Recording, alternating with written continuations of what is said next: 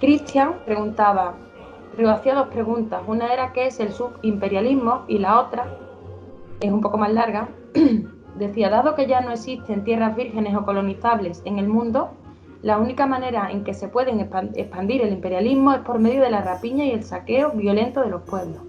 ¿Este proceso sería considerado como reparto del mundo también o es otro proceso?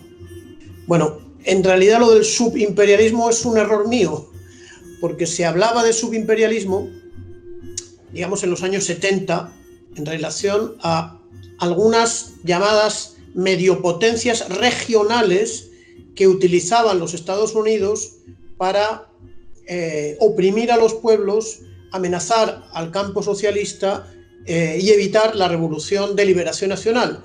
Era el caso, por ejemplo, de Brasil. En la dictadura militar algunos autores le llamaban un subimperialismo frente al cono sur. En los 70 Venezuela estaba bien bajo control.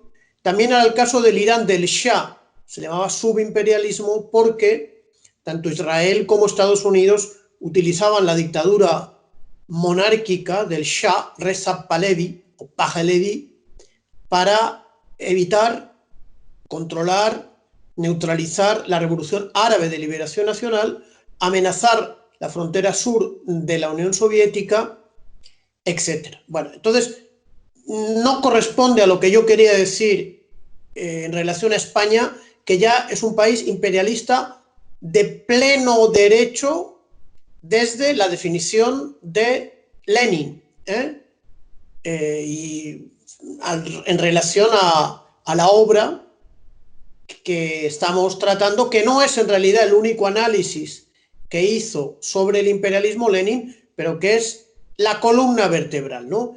El imperialismo, fase superior del capitalismo. Ya España, una vez muerto Franco, acabada la dictadura militar fascista, establecida la monarquía capitalista, se pasó a un proceso de, como se llama, invasión, ocupación de los mercados por empresas que antes eran públicas o de reciente constitución, privadas, en manos de la oligarquía financiera y del capital transnacional, que se dedicaron a invadir los mercados, los pueblos de, sobre todo, América Latina y el Caribe. Y en mi opinión, por eso lo dije en el 2009 y lo repito ahora, eso no se hace sin el permiso del amo, sobre todo porque Repsol estaba, según las informaciones que disponía en el 2009, atravesada por el capital de la familia Rockefeller, de la Chase Manhattan Bank,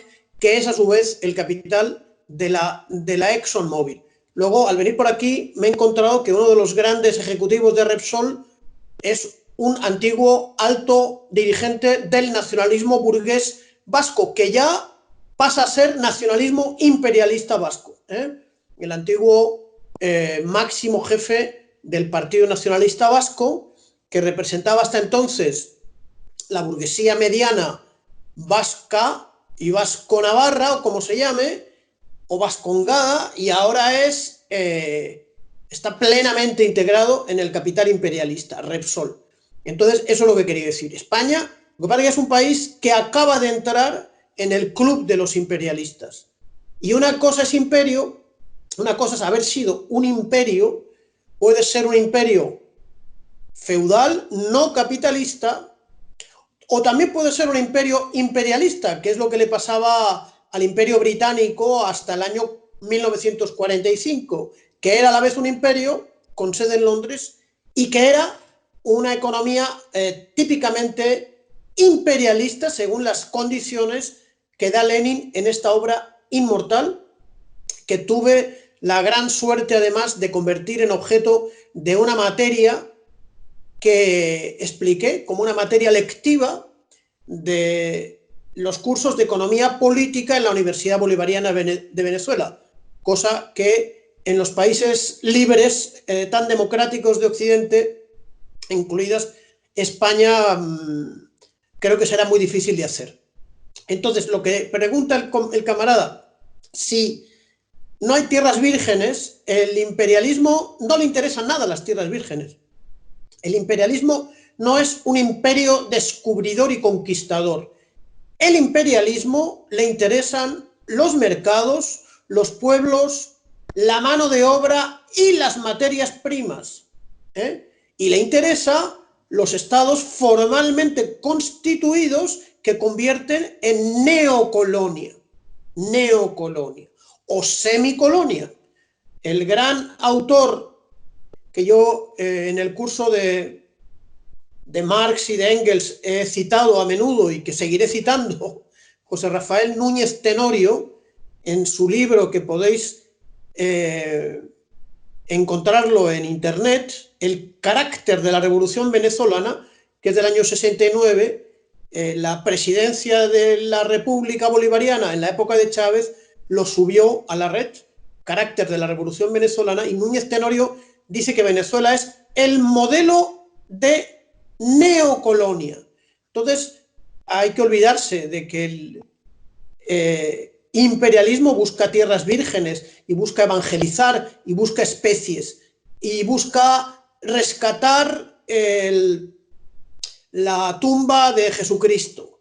No, eso son las cruzadas medievales, unas primeras etapas de saqueo, de pillaje, de robo, de piratería, de filibustería. En el siglo XXI, desde finales del siglo XIX, estamos en la fase imperialista. Cuanto menos vírgenes sean las tierras a conquistar, mejor. Y además, al caer el campo socialista, agrupado militarmente en el Pacto de Varsovia, agrupado económica y comercialmente en el Consejo de Ayuda Mutua Económica, se convirtió en una nueva tierra del tercer mundo a explotar por el capitalismo occidental imperialista y por sus servicios de inteligencia, por sus policías, su alianza militar imperialista, que es la OTAN, sus cárceles secretas, sus equipos de terroristas, de asesinos, sus escuelas de torturadores, sus equipos de vigilancia, sus fuerzas antimotines, etcétera, sus escuadrones de la muerte. Ya el este europeo, flamante nuevo miembro de la Unión Europea, no os penséis que es igual que la parte occidental de la Unión Europea. Es tierra de saqueo neocolonial a manos del imperialismo euro-occidental, incluyendo, por cierto, el vasco, que es de donde, tierra vasca, desde donde os llamo, que busca el saqueo de los recursos, insisto, la búsqueda de materias primas, de recursos naturales, explotar la mano de obra, esto un poco, ¿no? Para continuar la acumulación de capital para obtener la mayor plusvalía y los mayores superbeneficios posibles. Esto un poco. David Alcázar pregunta, uno de los rasgos del imperialismo es la exportación de capitales, pero existen más rasgos aparte de ese que definen al imperialismo y a los países que conforman su núcleo. ¿Por qué, sin embargo, hay autodenominados marxistas que solo se centran en ese rasgo y señalan que países como la URSS o la China actual son social imperialistas? Bueno, porque prolifera un cierto tipo de marxista que era como los que Lenin acusaba de servidores del imperialismo en varias obras, ¿no? Ahora estoy preparando El Estado y la Revolución para el lunes, les da, como se dice en Venezuela, hasta con el tobo. Y tiene algunas obras contra los pseudo-marxistas de ultraizquierda, infantilistas. Tiene otra obra contra el socialimperialista Kautsky, al que le llama de todo, le llaman... insultaba muy bien Lenin, la verdad, ¿no? Y es lo que se merecen unos que se pretenden marxistas y más marxistas-leninistas, pero que efectivamente ignoran que en esta obra tan importante que la tengo aquí, por cierto, en una de las ediciones, hay muchas ediciones, editorial Fundamentos, el imperialismo, fase superior del capitalismo, habla de 5 características. Habla de la fusión del capital financiero con el capital industrial. Habla de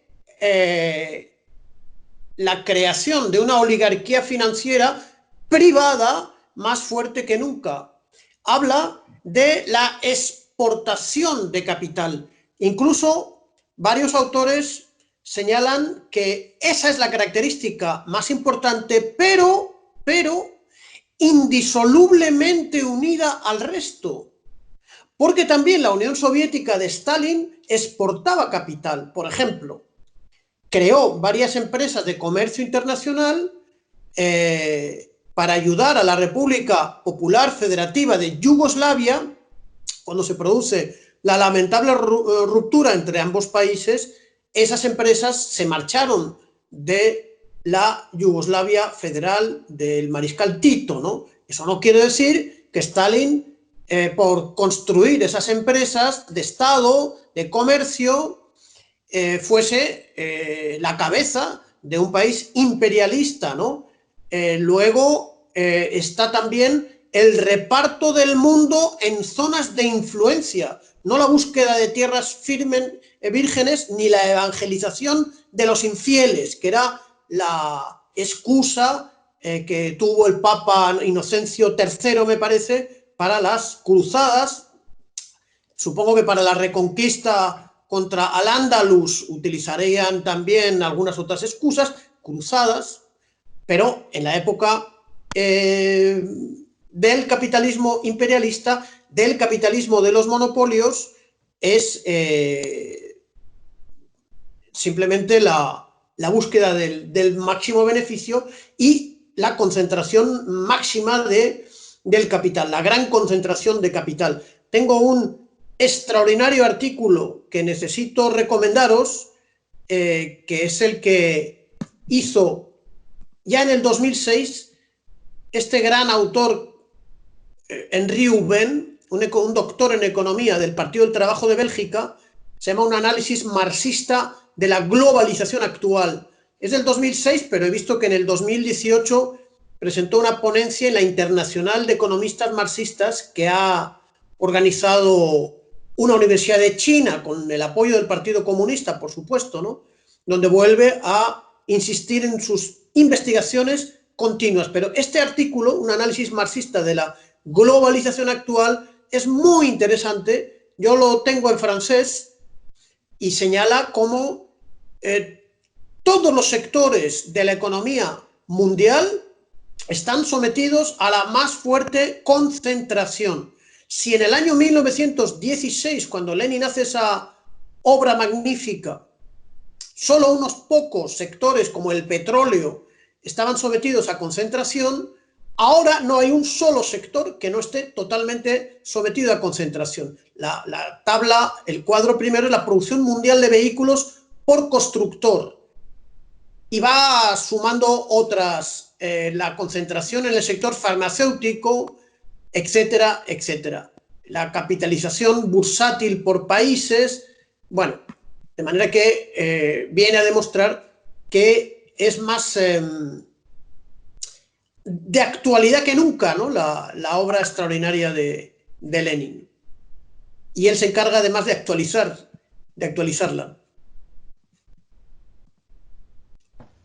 Bien, Íñigo ha hecho un comentario donde añade más un artículo sobre los monopolios imperialistas que está en el chat bueno, a las 8:11 para que podáis buscarlo.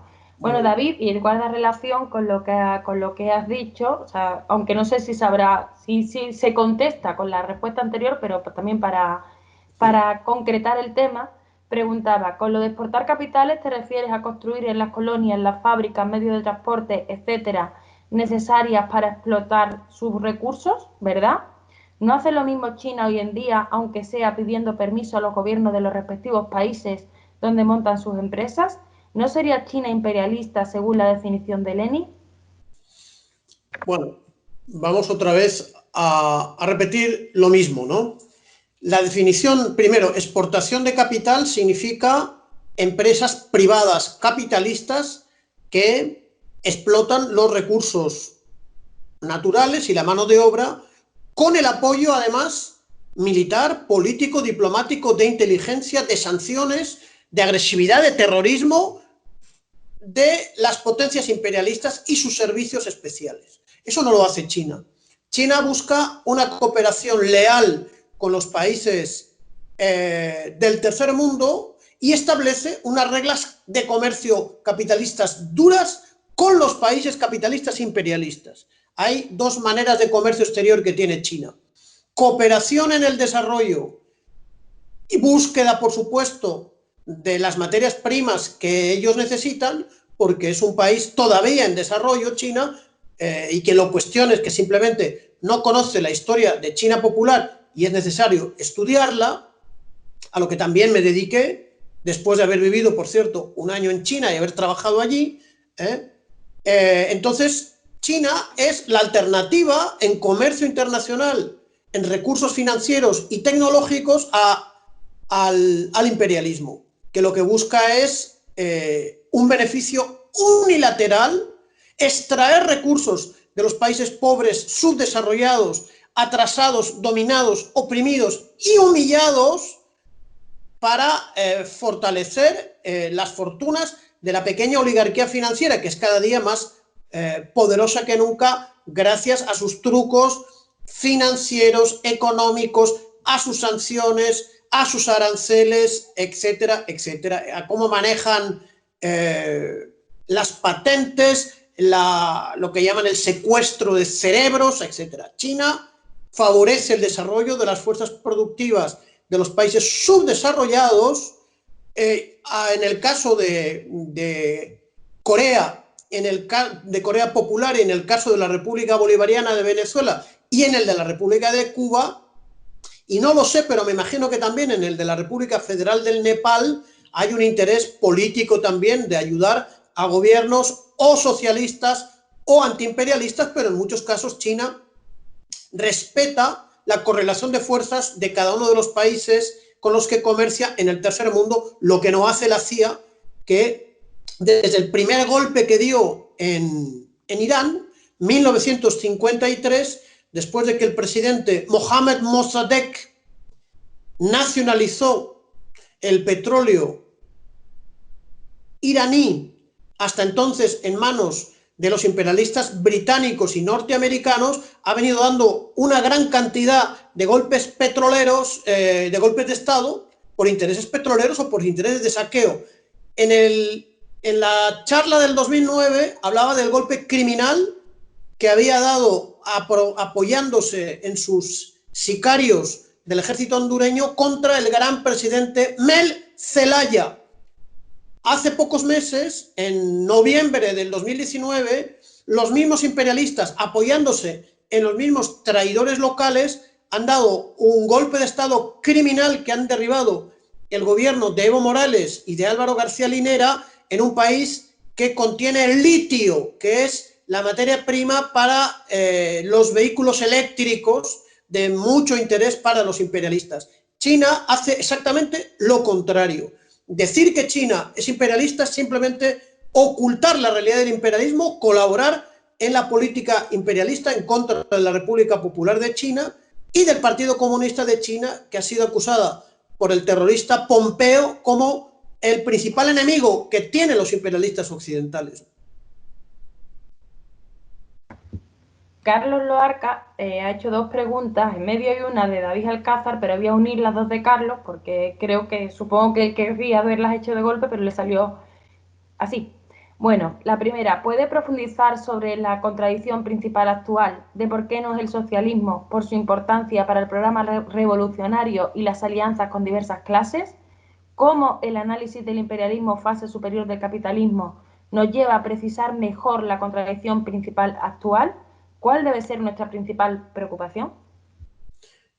Bueno, hasta que el agente de la CIA dentro del Partido Comunista de la Unión Soviética, Boris Yeltsin, dio un golpe de Estado que ilegalizó al Partido Comunista de la Unión Soviética y que, siguiendo órdenes de la CIA, firmó la división de la Unión de las Repúblicas Socialistas Soviéticas, que se había creado en 1922, la contradicción fundamental, no la única, era la que oponía el imperialismo, el capitalismo imperialista, con la construcción del socialismo que tenía como núcleo central, como base operativa, como retaguardia, como guía, como dirección al Partido Comunista de la Unión Soviética, que era el centro de varios anillos concéntricos, ¿no?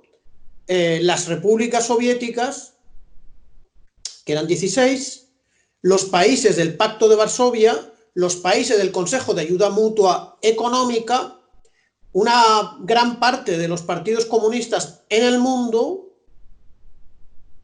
los movimientos de liberación nacional en el mundo, una gran parte de los países de línea independiente en África, en Asia, incluso en América Latina y en Oceanía. Al ser derribado el Partido Comunista de la Unión Soviética, se detiene el fenómeno, se detiene parcial y temporalmente la construcción socialista, que se venía realizando en una gran parte, al menos en un tercio de los países de la humanidad. El imperialismo ocupa las áreas que habían escapado a su control colonial en una gran parte de países africanos, árabes, asiáticos. Se rompe la unidad del campo socialista, se rompe el socialismo como una economía mundo alternativa, tomando la expresión del sociólogo norteamericano recientemente fallecido Immanuel Wallerstein. Ya no hay una economía mundo alternativa que es el socialismo, y queda aislado varios 5 países socialistas, ¿no?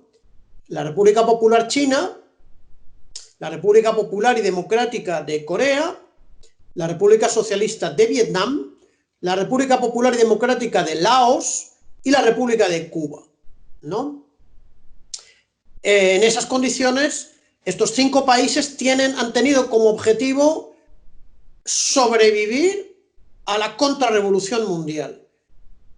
En el caso de China ha hecho más que sobrevivir, porque su política de apertura y de reformas le ha convertido en una nueva alternativa global al imperialismo.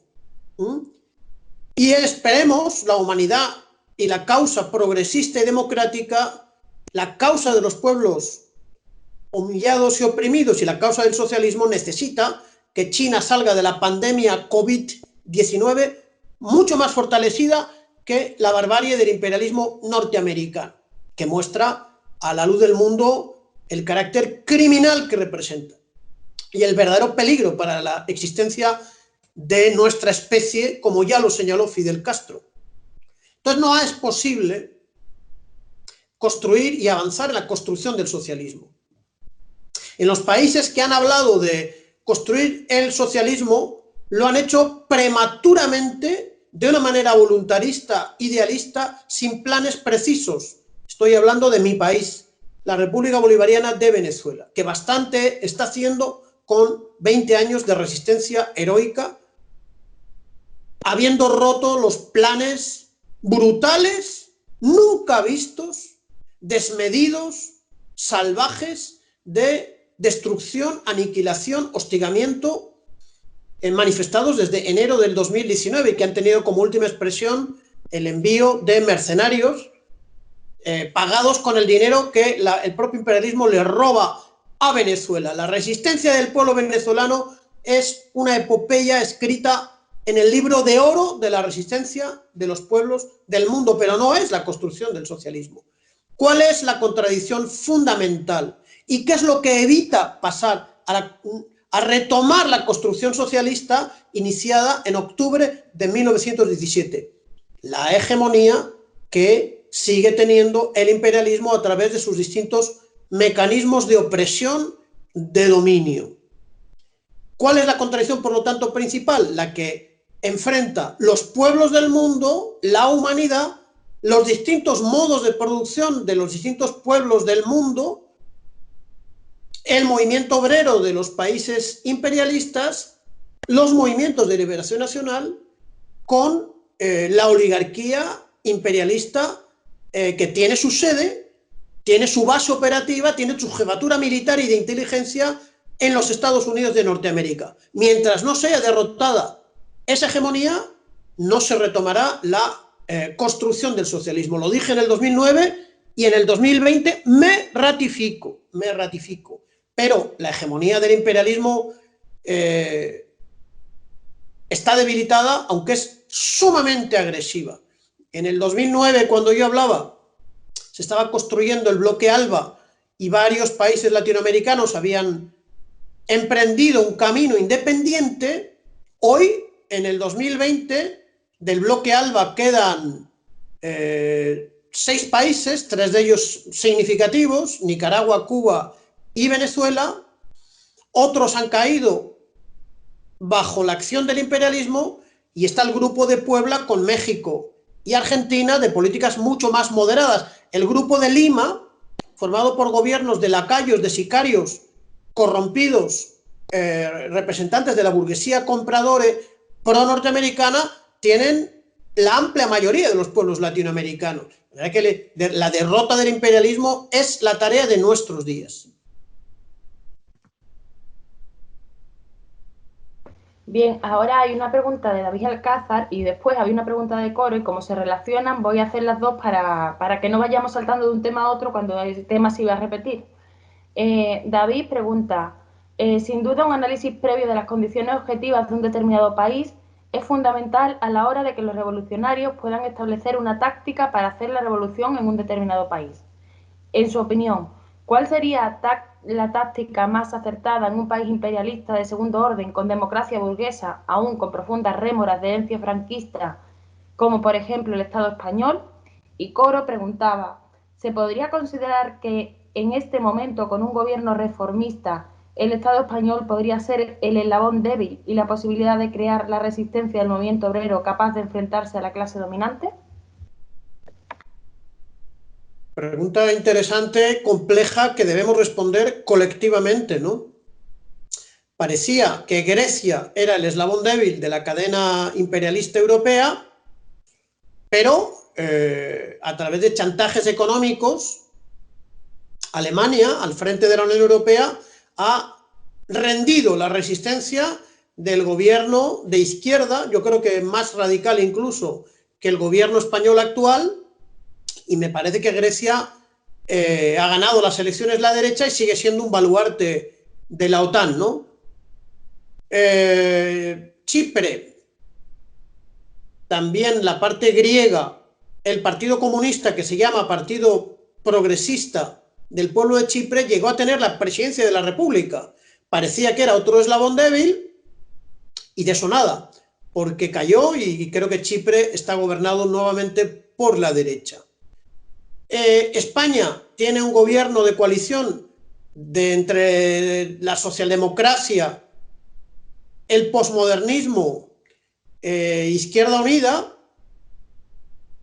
Bueno, no creo que lo que no ha podido hacer Grecia lo puede hacer. Grecia tenía ofertas importantes de Rusia para haber creado un bloque alternativo junto con Rusia, algunos otros países del este, y haber plantado cara a la Unión Europea, alemana y norteamericana. No lo hizo. Después de convocar un referéndum, Tsipras se rindió de una manera absolutamente vergonzosa.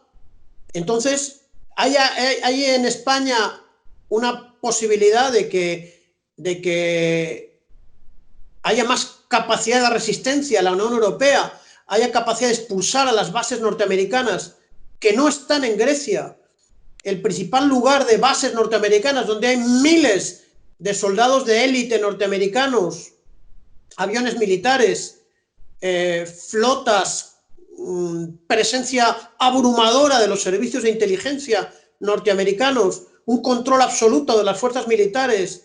Acaban de crear prácticamente los norteamericanos un grupo franquista de ultraderecha totalmente conectado con el Tea Party, la extrema derecha norteamericana, que ha tenido 3,5 millones de votos. ¿Hay alguna capacidad de frenar esa extrema derecha absolutamente bárbara? No, la cosa es muy compleja. A mí no me parece que España es eslabón débil de nada, habiendo una izquierda totalmente dominada por el posmodernismo, el trotskismo, el nacionalismo estrecho, la socialdemocracia, con una renuncia absoluta a plantearse un cambio de sistema económico. La palabra socialismo está prohibido, la palabra marxista está prohibida. Un economista universitario decía que ser profesor marxista de economía es prácticamente que le acusen de pederastia en España, en el gran sistema de libertad democrática, donde esta extrema derecha criminal, para iniciar su campaña electoral, se va a Covadonga, sobre la base de la mentira de que estuvieron hace 1000 años matando a 3 millones de moros. O sea que hay un atraso ideológico que espero confundirme y que se levante un gran movimiento de masas que pueda radicalizar a las fuerzas políticas. Yo creo que el eslabón débil está en la configuración de un fuerte bloque antiimperialista de Rusia y de China, la resistencia de los pueblos del tercer mundo, la resistencia de Siria, la resistencia del Líbano con Hezbollah, la resistencia de la República Islámica de Irán, la resistencia de Corea, la resistencia de América Latina. Esos son los eslabones débiles donde va a morder el polvo el imperialismo.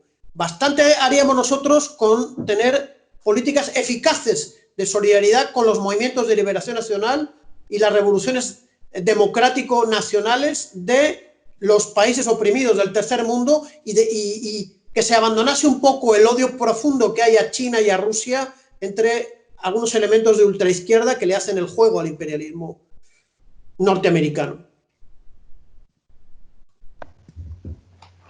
David pregunta, ¿ha habido algún caso de una revolución exitosa que no se haya dado en un eslabón débil del imperialismo?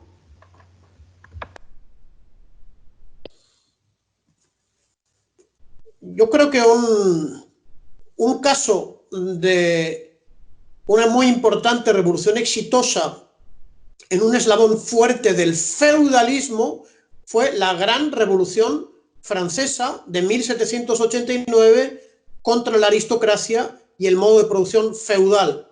Esa revolución en ese país de Europa cambió y fortaleció el camino al capitalismo y golpeó duramente al sistema feudal. Luego, Rusia, yo creo que era un eslabón débil, pero Rusia era un gran imperio débil, criminal, despótico, chauvinista, asesino, una cárcel de pueblos. No era lo mismo que triunfase los comunistas en Mongolia o en Liechtenstein o en Finlandia a que triunfasen en Rusia, ¿no? Las implicaciones de la victoria de Lenin y del partido bolchevique han sido realmente muy grandes para toda la humanidad, ¿no? Y un eslabón débil, pero a la vez un país importante, ha sido China, ¿no? China, cuando triunfa la Revolución Nacional Democrática, son 600 millones de habitantes. Es el país entonces más poblado de la Tierra, hoy sigue siendo el país más poblado de la Tierra, ¿no?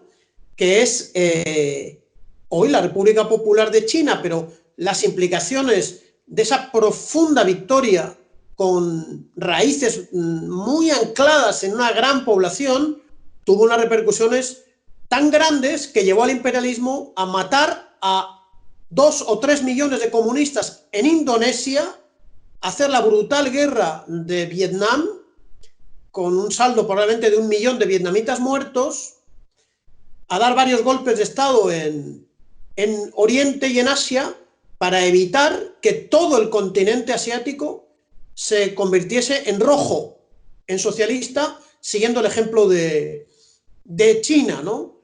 Son dos grandes victorias que en la era de transición al socialismo han sido determinantes y de la mayor importancia. Otra cosa es que ha sido muy trágico para el movimiento comunista internacional la ruptura dramática que hubo, sobre todo en 1969, en aquellos años 70, por culpa sobre todo del maoísmo extremista y contrarrevolucionario, del Mao senil, entre el Partido Comunista de China y el Partido Comunista de la Unión Soviética, pero eso es otro problema, ¿no? Gracias por la pregunta. Sergi pregunta, ¿la crisis del coronavirus y la potencia de China pueden agilizar el decaimiento del imperio o al menos hacer de muro de contención? Yo creo que sí, porque China demuestra más capacidad de controlar su economía. China aumenta sus parámetros y sus indicadores económicos y comerciales. China está pasando a salir del dólar en su comercio internacional. Eso es un golpe muy duro a la hegemonía financiero-monetaria del imperialismo norteamericano. China está mostrando una agresividad defensiva muy sana, que no la tenía desde hace mucho tiempo. Eso contribuye sin duda a debilitar al imperialismo norteamericano, pero no es suficiente, claro. Esta realidad tiene que ser acompañada por la resistencia de los otros países de línea independiente y por la acción de los antiimperialistas y de la humanidad para seguir deteriorando la hegemonía de la barbarie imperialista y sobre todo en las metrópolis imperialistas. Eso es fundamental, la existencia de fuertes movimientos por la paz, es decir, contra la barbarie imperialista. Y cuando se dice contra el imperialismo, se dice contra el capitalismo en su fase imperialista dentro de las metrópolis, en los Estados Unidos y en la Europa occidental. La existencia de esos movimientos es muy importante, no lo va a hacer todo chino. No le vamos a pedir a China que salve con sus propias fuerzas a la humanidad, como hicieron muchos trotskistas y eurocomunistas occidentales que vieron muy complacidos cómo se caía la Unión Soviética y el campo socialista y corrieron detrás de las faldas del imperialismo de sus propios países a ver qué les caía, ¿no? Con esa política el capitalismo seguirá fortalecido en sus metrópolis. Alberto Gómez pregunta, es evidente que existe un imperialismo norteamericano, pero ¿cómo podemos definir a la Unión Europea? ¿Son una alianza de distintos imperialismos en colusión y pugna? ¿Son solo la subordinación de sus distintos países al imperialismo alemán? La política concreta. La Unión Europea, en primer lugar, está dirigida por los grandes países capitalistas imperialistas europeos. Ahora el Reino Unido ha salido para estrechar más sus vínculos con los Estados Unidos y el eje está en dos grandes países imperialistas, que es Francia, Alemania, bien respaldados por Bélgica, por Holanda, por los países nórdicos y por los lacayos, sobre todo pro-norteamericanos, de Polonia, de Rumanía, de Bulgaria, de Chequia, penetrados por los servicios de inteligencia norteamericanos. Ahora, la Unión Europea se muestra totalmente incapaz de tener un distanciamiento y un enfrentamiento con los imperialistas norteamericanos para defender sus propios intereses. Y ha sido Macron, el verano pasado, quien afirmó que la hegemonía occidental estaba terminando. Y llegó a decir en una entrevista que la OTAN tenía un encefalograma plano, prácticamente, o con otras palabras. O sea, que ellos reconocen que tienen diferencias con los norteamericanos, que los norteamericanos se les imponen. Por ejemplo, en el acuerdo nuclear con Irán, Francia tenía muchos intereses y muchos contratos de la Total y de otras empresas, Airbus, etcétera, con Irán. Bueno, pues ha perdido todos los contratos, ha perdido mucha cantidad de dinero, muchos miles de millones de euros, porque la administración Trump ha decidido reventar el acuerdo nuclear con Irán. Bueno, hace poco Alemania ha metido a Hezbollah en una lista de organizaciones terroristas, siguiendo la presión de Estados Unidos y de Israel. O sea que la Unión Europea se muestra seguidista, sumisa, obediente, frente a la barbarie norteamericana, ¿no? Y esa es una muestra grande de su debilidad en política exterior. Mario Castro pregunta, ¿la existencia de instituciones como la Trilateral o el Club Bilderberg dan la razón a los partidarios de la teoría del ultraimperialismo? Yo creo que hay, sobre todo, da la razón a los que quieren sustituir el materialismo histórico, ¿no? Y el análisis concreto de las realidades concretas por la conspiranoia idealista de extrema derecha. Este Stulin, que va presumiendo de ser un antiguo miembro del KGB, habla de los Illuminati y habla de algunos lobbies de presión de las empresas imperialistas que algún momento tuvieron influencia, el Club de Roma, el Bilderberg y otros, como si estarían permanentemente vigentes, ¿no? Y eso no es así, eso no es así. Por supuesto que son las empresas privadas imperialistas las que dirigen la política de los países imperialistas, pero eso se hace de una manera cambiante y para analizar esa realidad hay que desarrollar la ciencia específica de la politología. Ahí citaba en el 2009 un excelente trabajo de James Petras, Imperio con imperialismo, donde él desarrolla una metodología mucho más seria que la de este señor Stulin, ¿no? En la política, lo que se llamaba el ultraimperialismo era la negación de la rivalidad interimperialista que Lenin observó entre varias potencias en su época, ¿no? Sí se ha detectado alguna rivalidad, sobre todo en África, porque una vez que cae el campo socialista, penetra el imperialismo norteamericano en las zonas tradicionalmente de dominio francés en el África subsahariana, África en general, y eso ha llevado a varios choques con Francia, pero esos choques no han ido muy lejos, porque para el asesinato del líder Gaddafi, la destrucción de la Yamahiría árabe libia popular y socialista, la intervención en Costa de Marfil, han actuado conjuntamente los imperialistas franceses con los norteamericanos y con el resto de los países de la OTAN, incluyendo España. Martín pregunta, camarada Gido, dos preguntas sobre su vídeo. Una, ¿qué nos puede decir de la relación entre la teoría leninista del imperialismo y la escuela de la dependencia en la que se enrolan Rui Mauro Marini y Teodonio dos Santos? ¿Imperialismo y dependencia son equivalentes? Mira, en la República Bolivariana de Venezuela se editaron un grueso tomo de los textos económicos y políticos del gran economista marxista brasileño ya fallecido, Teotonio dos Santos. Y estaba de moda el antisovietismo en la época chavista,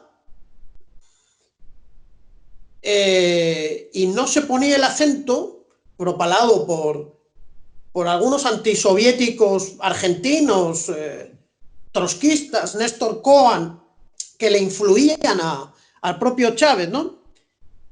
Pero Teotonio dos Santos manifestaba una gran lealtad, agradecimiento, solidaridad y unión con el campo socialista, y no había ninguna diferencia entre las posiciones de Teotonio dos Santos en relación a la base teórica del marxismo-leninismo y de la teoría de Lenin sobre el imperialismo, ¿no?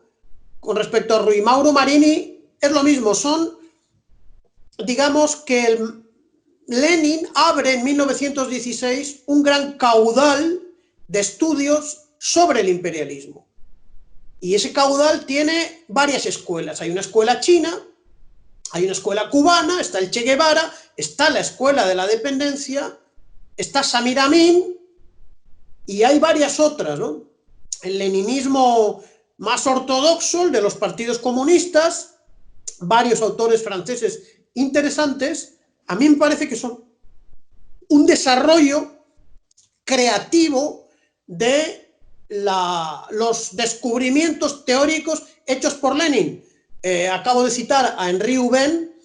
Hay un profesor de economía de la Universidad de Barcelona, ya fallecido, José María Vidal Villa, antiguo militante de la Organización Comunista de España, Bandera Roja, que pues, tenía un libro con la materia que él daba estudiando las diversas escuelas de imperialismo, una cosa completamente impensable en la España universitariamente tan reaccionaria de hoy, ¿no? Y estudiaba las diversas escuelas, y la escuela de la dependencia es una de ellas, pero no es la única, todas influidas por los descubrimientos fundamentales de esta obra de Lenin. No es la más importante, toda la obra de Lenin es fundamental. El Estado y la Revolución, que estudiaremos el lunes, es de una lucidez, de una brillantez, de una vigencia absolutamente extraordinaria. Los estudios sobre el capitalismo ruso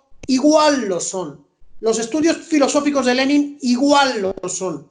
Y además con una vigencia que llega hasta nuestra fecha, ¿no? Llega hasta nuestros días.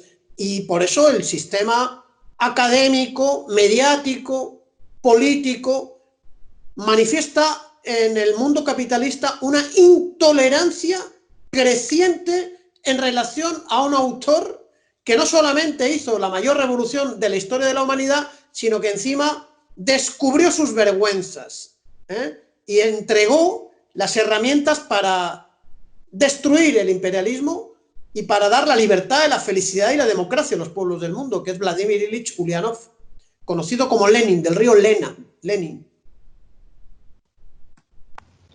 Decir que nos hemos pasado un poco de tiempo, quedan bastantes preguntas, pediría que no hicierais ninguna más e intentar brevemente responder a las que hay, que son unas cuantas, pero vamos a intentar responder, voy a intentar concentrarlas lo máximo posible para no extendernos mucho más en el tiempo.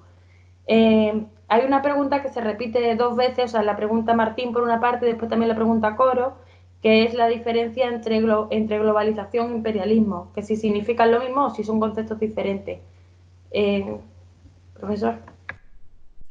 Bueno, yo creo que no tenemos un programa después, no nos van a quitar las cámaras, ¿no? Yo creo que podemos alargar un poco el tiempo, ¿no? No nos van... Hoy hemos tenido una cosa un poco particular, si nos pasamos un poco del tiempo no habría mayor problema, ¿verdad? Pregunto. No hay mayor problema, pero era solo también por ti, porque mucho rato respondiendo preguntas. Yo estoy bien aquí, estoy vivo todavía y puedo hablar, no voy detenido todavía. Si escucháis sirenas o alguien que tumba la puerta, buscar algún abogado, pero no creo que pase eso todavía. Bueno, yo creo que este autor del que me estoy refiriendo, habla de un análisis marxista de la globalización. A mí me da la impresión de que la palabra mundialización y la palabra globalización son inventos académico-burgueses posmodernos para negar toda visibilidad a la palabra imperialismo. Es una cosa que dijo el comandante Chávez y que el Ministerio de la Presidencia o de Cultura recogió un folleto, ¿no? Después de que trataron de matarlo en el golpe de Estado del 2002, dijo: es que los académicos, los universitarios, se han rendido, se han asustado, y cuando el imperialismo es más fuerte que nunca, no quieren hablar de él. Y yo me acuerdo, un dirigente trotskista vasco, Vikila, yo le vi defendiendo la contrarrevolución en Polonia en el 81, y en el 99 me dijo que, hablando del imperialismo, estaba utilizando el lenguaje de la Guerra Fría. Es decir, la propia izquierda trotskista, los académicos, todo el mundo en Occidente había vetado, había perseguido la palabra imperialismo, que era el recurso científico más preciso para calificar la realidad que se estaba viviendo, ¿no? Ahora, es verdad que hay autores marxistas como Henri Houben que habla de globalización, ¿no? Pero yo creo que hay que lanzar una ofensiva para estar muy orgullosos de este descubrimiento y este libro, este concepto que incluso Lenin lo toma del laborista inglés Hobson, ¿no? Y que está más vigente que nunca. Lo intentaron tumbar 2 posmodernos, Negri y Hart, y hubo 2 excelentes obras que lo reivindicaron.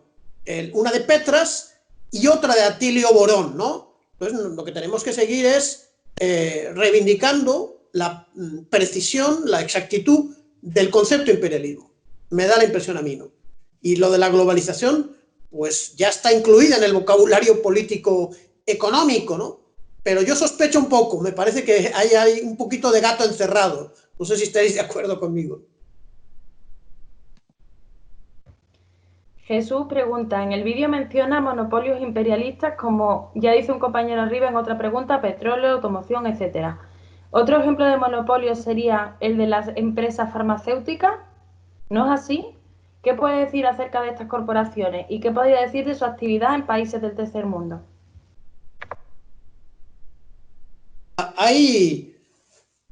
Es sorprendente la búsqueda no de tierras vírgenes, como decía el compañero, sino de nuevos negocios.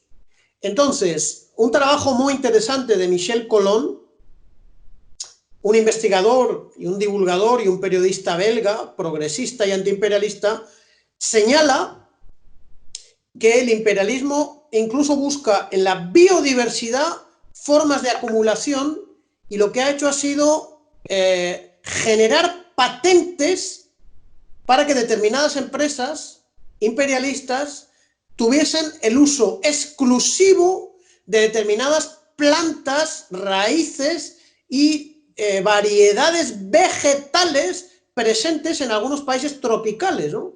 En la búsqueda, como digo, de nuevos nichos de plusvalía, de explotación de los recursos.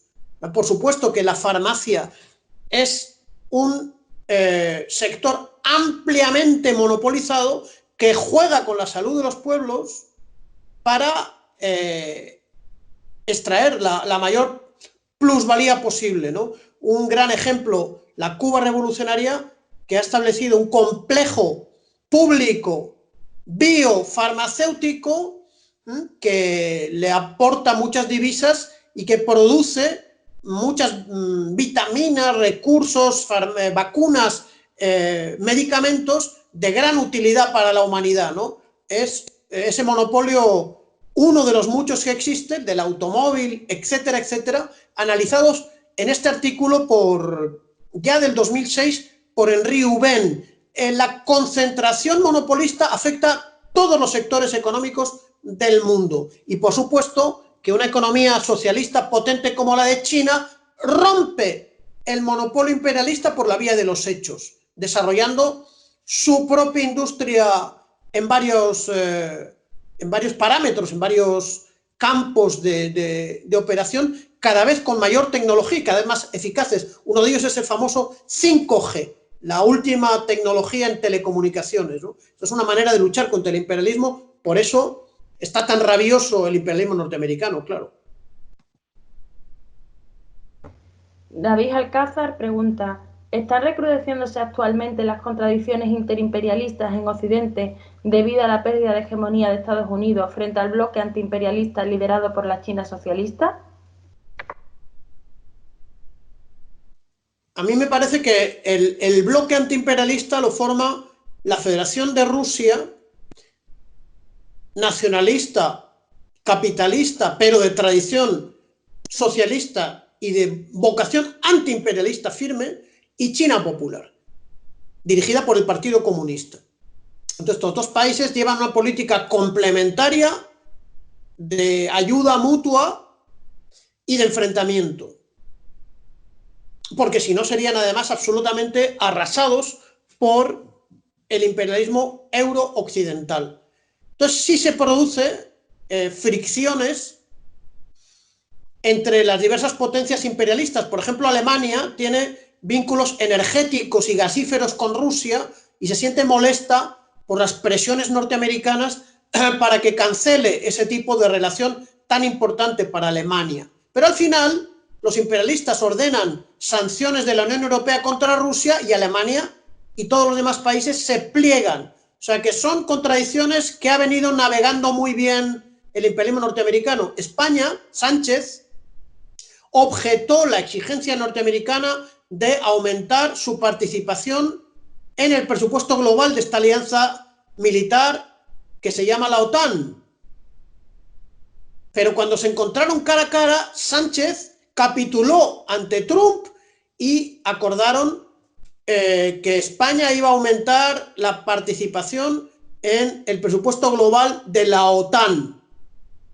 O sea que capitulan continuamente y no tienen fuerza para generar un verdadero conflicto interimperialista en el que se preservasen los intereses de los capitalistas europeos. Esto es lo que yo observo.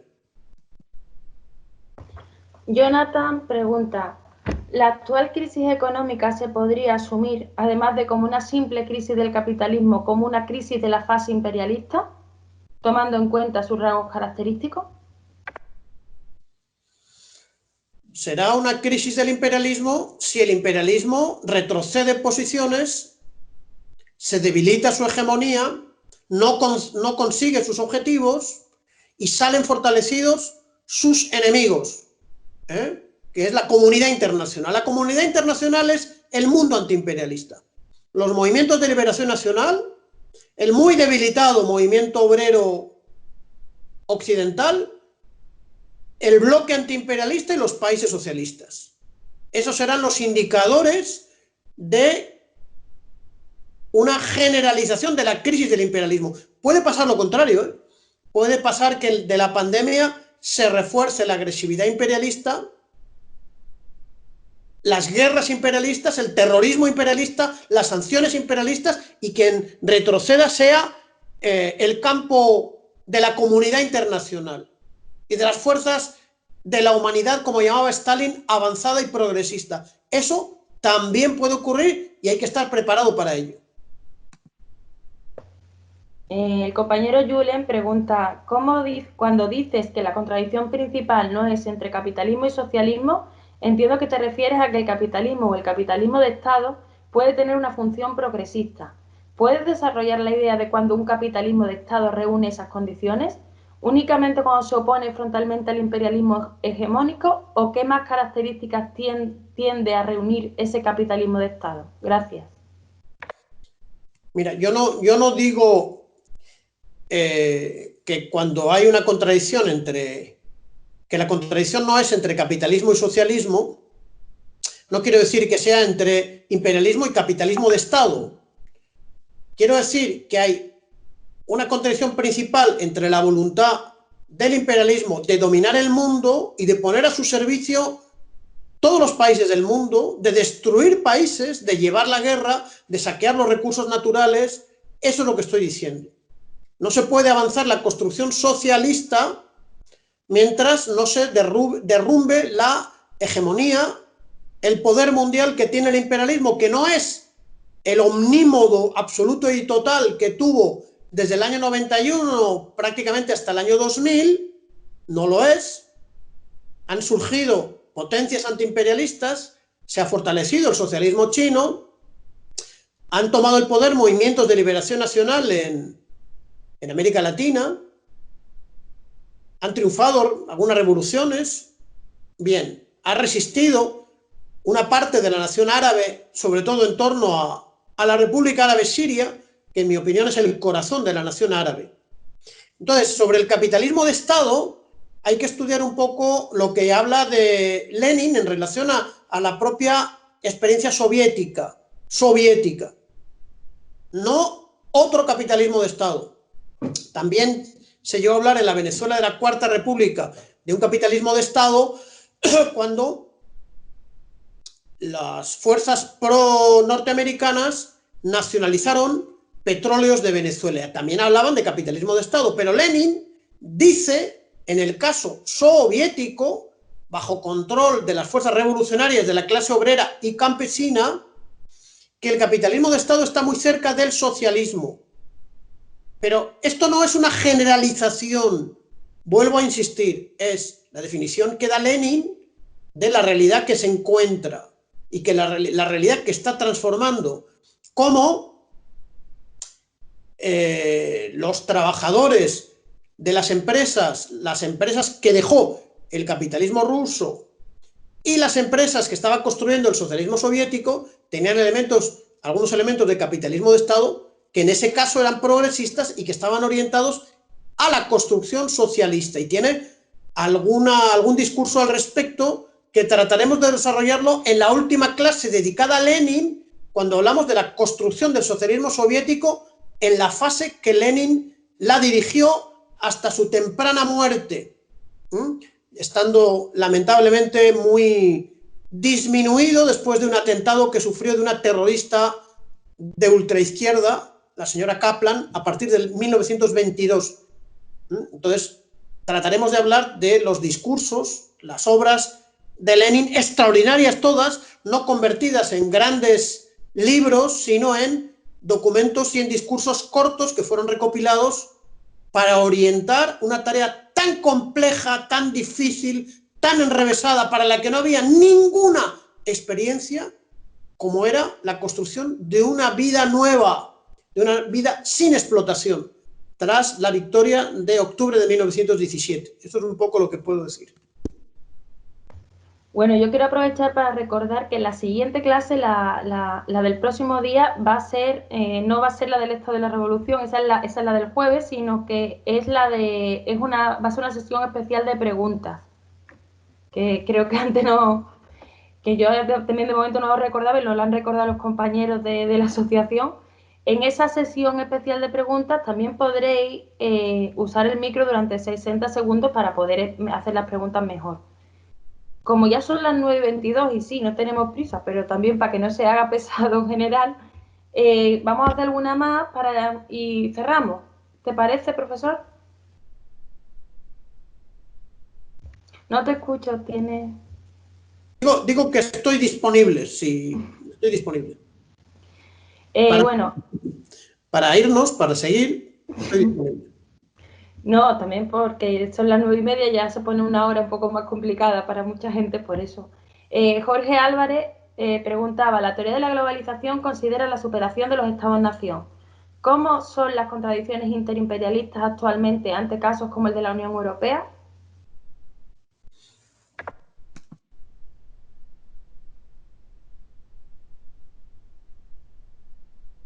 Yo no sé si la globalización habla de destruir los estados-nación. El imperialismo busca imponer sus intereses mediante la destrucción de algunos estados y mediante el control de otros estados. Esto es un poco la realidad, ¿no? Buscar estados semicoloniales y estados neocoloniales. ¿Qué es la Unión Europea? La Unión Europea, creo que ya lo hemos dicho antes, es la agrupación de las principales potencias imperialistas con una larga tradición de saqueo colonial, sobre la que se realizó la acumulación originaria, como bien lo explica Marx en el capítulo 24 del Capital, ¿no? Es el trabajo esclavo de millones de negros y de negras africanos en las colonias americanas la que produjo la acumulación suficiente para la revolución industrial que permitió a la burguesía occidental, inglesa, belga, holandesa, francesa, pasar a la fase capitalista industrial. Eso es así. Entonces, estas potencias son el eje de la Unión Europea. Tienen esa tradición y tienen esa realidad, que ha estado subordinada a la hegemonía del imperialismo norteamericano, sobre todo después de la Segunda Guerra Mundial, cuando cae la hegemonía del Imperio Británico a la cabeza del imperialismo occidental. El imperialismo británico retrocede posiciones, entrega la independencia de algunas colonias y crea estados. Es decir, los países del Golfo, los golfos del Golfo, llámese Kuwait, Bahrein, Emiratos Árabes Unidos, Qatar, son, junto con Jordania, junto con Irak, creaciones del Intelligence Service, del servicio de inteligencia británico, en su ruta hacia la India, ¿no? Que los ingleses se encargaron de dividir entre dos países, que luego se dividieron en tres, bueno, pero retrocedió y desapareció Londres como eje del imperialismo, porque los Estados Unidos se convirtieron en el nuevo eje del imperialismo, y así sigue hasta a fecha de hoy, al sol de hoy, como se dice en Venezuela, ¿no? Eso es lo que puedo decir. Eulalia pregunta, ¿la definición aristocracia obrera que hace respecto a Venezuela tendría algún símil en los países llamados imperialistas como el Estado español? ¿Serían las autodenominadas clases medias o las ganas de pertenecer ser? Sí, bueno, es que es todavía un fenómeno más fuerte en el mundo imperialista, porque la plusvalía no se quedó en Venezuela, ¿eh? Las compañías petroleras pudieron crear una aristocracia obrera más modesta, igual de corrompida que la aristocracia que crearon en los países imperialistas, donde llegaba la gran riqueza saqueada a los pueblos del mundo. Entonces, en los últimos 30 años de saqueo sistemático, intensivo, salvaje, desmedido, con números de traslado de recursos de los pueblos del mundo a las metrópolis, se ha creado una aristocracia obrera corrompida, reaccionaria, facciosa, muy potente, que forman parte de los trabajadores mejor pagados, que son los perros más fieles del gran capital. Y ya el Che Guevara, en algunos discursos, estaba denunciando este fenómeno. Esa es la base económica, o sea, la base social que tienen los sindicatos amarillos, los sindicatos que buscan la preservación de los privilegios de la aristocracia obrera en Inglaterra, en Francia, en España, en Portugal, en Bélgica, etcétera, etcétera, que tienen altos sueldos, alta forma de vida, altos lujos, que no lo tienen los trabajadores explotados del tercer mundo, y son la base social de la socialdemocracia imperialista, del eurocomunismo favorable a la entrada en la OTAN, del trotskismo, que es favorable a las intervenciones contra los países libres como Siria. El trotskismo ha estado diciendo que en Siria había una revolución, porque el trotskismo forma parte también de la expresión política de la aristocracia obrera, los funcionarios, los señores profesores de universidad con cargos garantizados de por vida, los funcionarios con cargos de por vida, con altos sueldos, con altas ventajas. Esa es la aristocracia obrera, esa es la base social del socialimperialismo de izquierdas, el revisionismo, el trotskismo, la posmodernidad, que cambian de voto y a veces le votan a la extrema derecha, le pueden ir a votar a Vox, etcétera, ¿no? A Vox o a los fascistas suecos o belgas, o los que quieren un Flandes independiente y fascista. En Bélgica tienen votos, no son de clase media nada, porque las clases se determinan en función de la propiedad de los medios de producción. Puede ser un señor que tenga una carnicería, un pequeño burgués, pero un alto funcionario o un alto empleado de una petrolera que no es dueño de nada, forma parte de la aristocracia y de la clase trabajadora asalariada. Los ejecutivos, pero pueden ser cualquier tipo de trabajador, además con poca conciencia, ¿no? Es un fenómeno social muy grave, y eso es el debilitamiento de los partidos comunistas fortalece esta clase tan depravada que es la aristocracia obrera, que se convierte en un lumpen rico. Como quedan algunas preguntas que además son sumamente interesantes, porque desde luego estamos teniendo una sesión muy interesante y muy nutritiva hoy, las podemos dejar para iniciar la sesión de preguntas del próximo lunes. Las iniciaremos con las preguntas que han quedado hoy sin contestar y después ya pasaremos a lo que habíamos establecido, si os parece bien. Así que muchísimas gracias a todos, porque entre todos estamos construyendo pensamiento marxista, así que gracias, y gracias, profesor. Micrófono, no se te escuchó. Gracias. Y me estaba saludando y despidiendo y agradeciendo tu trabajo y la presencia de los compañeros que han estado aquí aguantando el video y luego las preguntas. Gracias, de verdad.